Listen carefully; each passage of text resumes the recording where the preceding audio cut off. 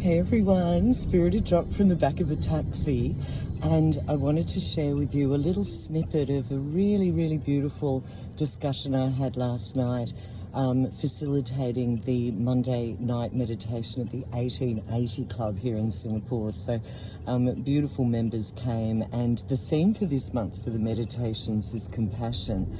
And I decided to explore with them the beautiful immeasurable, or Buddhist immeasurable, of karuna, or compassion, as it's explained as a Brahma-vihara. So that's a lot of language, I know, but Brahma-vihara meditation is perhaps better known as metta meditation or loving kindness meditation, but metta is actually one of 4 parts of Brahma-vihara, and compassion is another part. So the idea with Brahma-viharas is that, and it's explained in lots of different ways because it's a living practice, so there's all beautiful interpretations of it, but the 4 immeasurables of sympathetic joy and loving kindness, compassion and equanimity are regarded as the states to be cultivated and embodied for liberation. And I think there's so much to be learnt about compassion when you look at the actual blessing for compassion. So in the Brahma-viharas, the blessing for compassion is,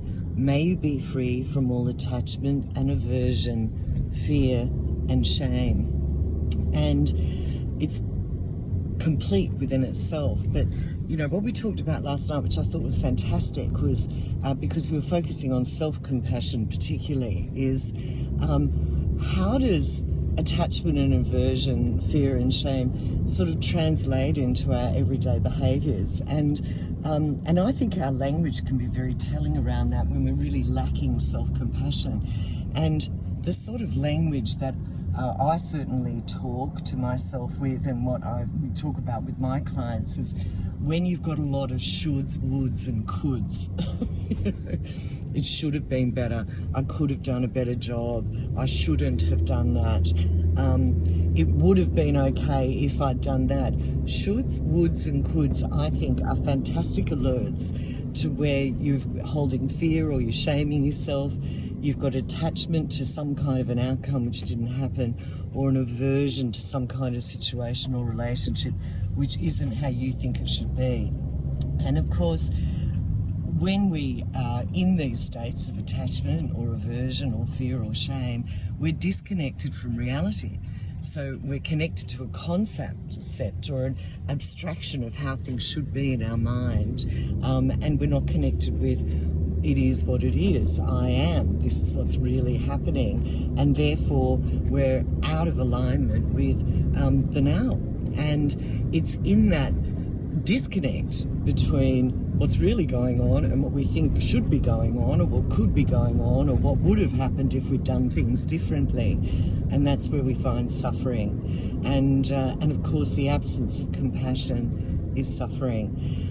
So some sort of deep concepts, but hopefully translated in a way that can be useful for you. So when you sort of catch your inner talk and you're scripting about what should have happened, what could have happened, what would have been better, it's a good pause point to stop and say, am I just smashing myself up? And can I replace this talk with more self-compassion?